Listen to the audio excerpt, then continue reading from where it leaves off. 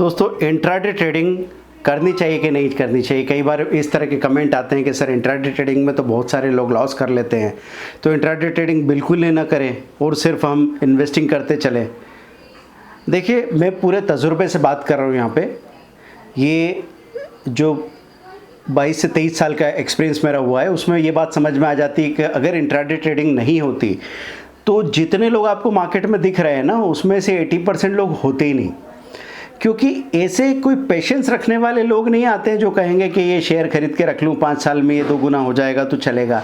सब लोग ये सोच के आए हैं कि मेरे पास 5000 या 50,000 की कैपिटल है, इसमें पहले तो 10 से 20 गुना का लेवरेज मिला करता था कि आप 50,000 आपके पास है तो आप 10 लाख का ट्रेड एट ए टाइम कर सकते थे। फिर बार बार आप अपनी पोजीशन खाली करके उस ट्रेड को रिपीट कर सकते हैं 10 बार।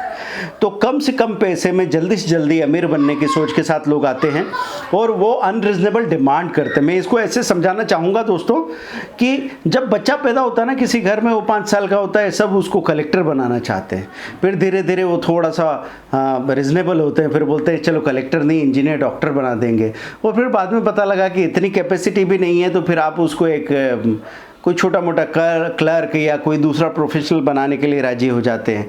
तो कुछ भी बनना इम्पॉसिबल नहीं है, कुछ भी बनना मजाक नहीं है। आपको सिर्फ ये चेक करना होगा कि जो आउटपुट हम चाहते हैं वैसा इनपुट देने की मानसिक तैयारी है हमारे पास, वो समझने की ज़रूरत है। तो इंट्राडे ट्रेडिंग इसलिए ज़रूरी है दोस्तों कि आप पहले मार्केट से फेमिलियर तो हो जाओ। और ये एक ऐसा, जितने सारे इन्वेस्टर्स की आप कहानियाँ सुनते हैं वो इंट्राडे ट्रेडिंग के लिए आए थे, और उनसे अगर कोई कहे कि 6 महीने 1 साल भी रुकना है किसी स्टॉक को खरीद के, तो ऐसा लगता था कि बाज़ार का क्या भरोसा। हम इतने डरते हैं कि सुबह से शाम में, आज कल परसों में हम शेयर बेच दिया करते थे। लेकिन धीरे धीरे धीरे by the end of the year जब हिसाब लगाया कि यार लेके गए थे 1 लाख रुपया और उसमें से हमने लॉस किया, प्रॉफिट किया, सब कुछ हुआ। बड़े बड़े प्रॉफिट भी याद है जिनका हैंगओवर दिमाग में रहता है। उसके बावजूद आखिर में हिसाब लगाने गए तो मालूम पड़ा कि 20,000 के आसपास का लॉस हो गया। फिर भी 1 लाख का 50,000 क्यों दिख रहा है? क्योंकि 30,000 तो ब्रोकरेज टैक्सेस में चले गए। और टाइम कितना लगा? दिन भर 5-5, 6-6 घंटे स्क्रीन पे बैठे बैठे घुरते रहे और ये सोचते रहे कि बाजार को छोड़ के नहीं जा सकते, अगर मैंने ध्यान नहीं दिया तो पता नहीं क्या हो जाएगा। और ऐसा बोलते बोलते पैसा आधा हो गया। तब जाके पहली बार अगर कोई समझदार इंसान है और हिसाब देखता है तो ये पूछेगा यार मैं कोई भी इन्वेस्टमेंट करके रख देता तो ज़्यादा से ज़्यादा वो आधा हो सकता था, और वो तो हो ही गया मेरे यहाँ चौकीदारी करने के बावजूद। तब जाके आपके अंदर इन्वेस्टमेंट में बने रहने की हिम्मत या ताकत आती है।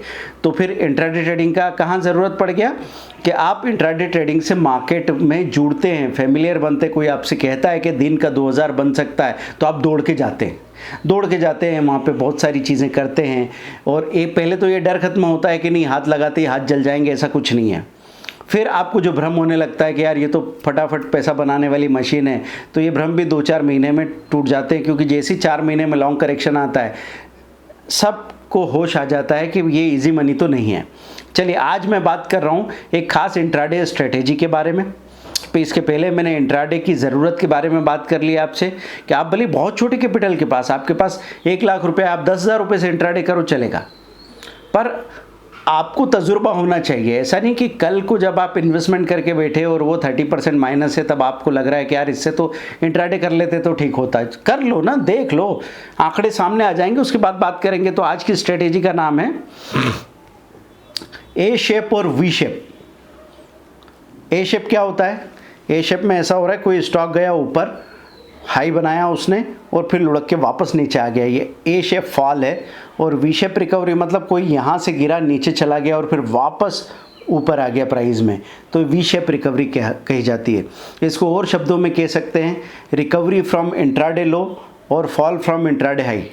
ये इसके जैसा हो सकता है, एग्जैक्टली सेम तो नहीं कहूँगा मैं, पर ये स्क्रीनर्स बहुत ज़्यादा इंपॉर्टेंट है दोस्तों।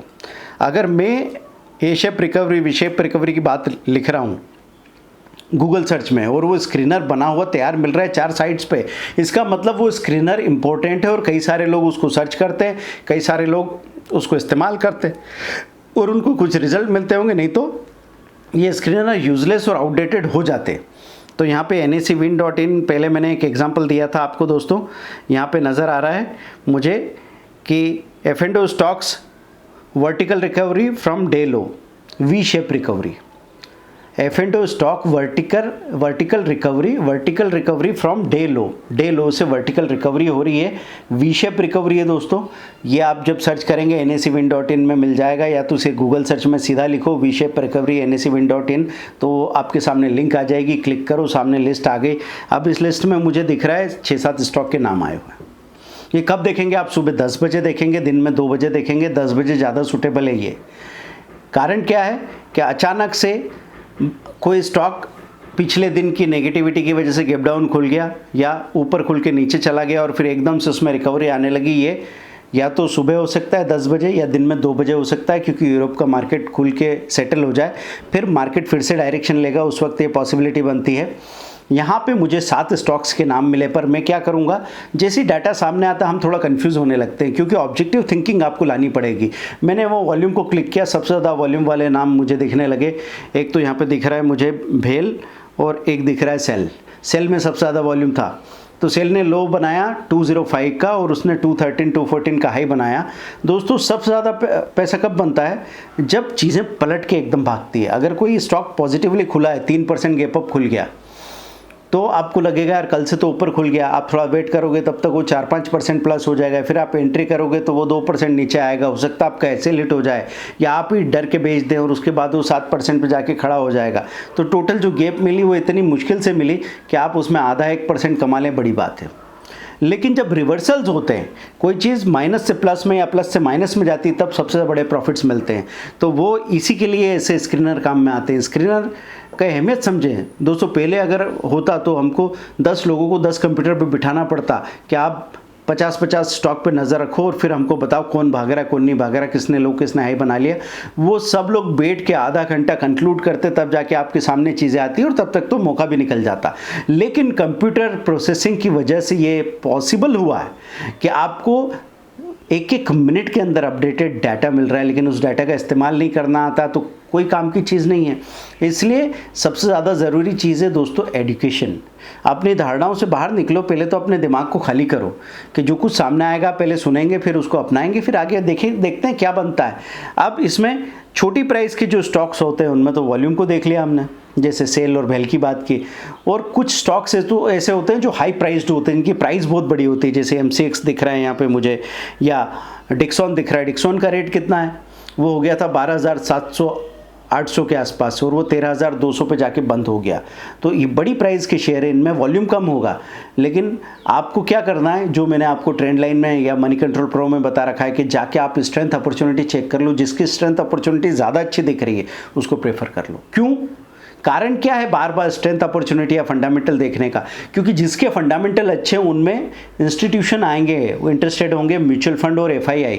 म्यूचुअल फंड जो भारत के अपने संस्थागत निवेशक हैं, म्यूचुअल फंड्स साझा कोष, और फॉरेन इंस्टीट्यूशनल इन्वेस्टर मतलब विदेशी संस्थागत निवेशक। तो ये इनके पास पैसा कितना होता है? पूरा जो मार्केट आप देख रहे हैं ना, इनके रियल बिग पार्टिसिपेंट्स यही है। अभी बाजार में जो मंदी आना शुरू हुई अक्टूबर-नवंबर से, क्यों? क्योंकि FII ने भर भर के सेलिंग करना शुरू कर दी। म्यूचुअल फंड ने खरीदने की कोशिश की, लेकिन इतनी ज़्यादा सेलिंग हुई कि उतनी बाइंग वो भी नहीं कर पाए।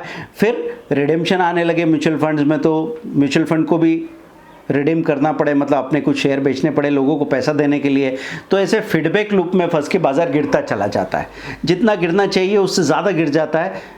उसके बाद में रिएक्शन में एकदम से बाजार भागना शुरू करेगा। लेकिन ये फ़ायदा किसको मिलेगा?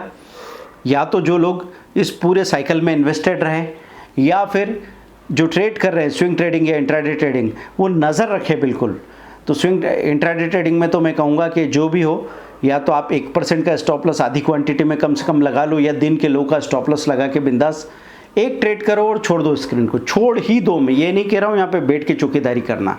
अपना सौदा लगाओ, स्टॉप लॉस लगाओ, जाओ पिक्चर देखो, काम करो अपना, बीवी की, माँ बाप की, जिसकी बात मानना है, जिसकी दुआएं लेनी है लो। लेकिन यहाँ बैठ के स्क्रीन को घूरना बिल्कुल मत, क्योंकि आपने अपना काम कर दिया, अब स्क्रीन को अपना काम करने दो। उसके आधे 1 घंटे बाद आप 10 बजे पोजीशन बनाई थी, 10 बजे के पहले 10:30-11 बजे के बीच में आके देखा क्या हुआ, ऐसे लेट हो गया या फिर प्रॉफिट मिल रहा है, बुक करो, बाहर निकल जाओ।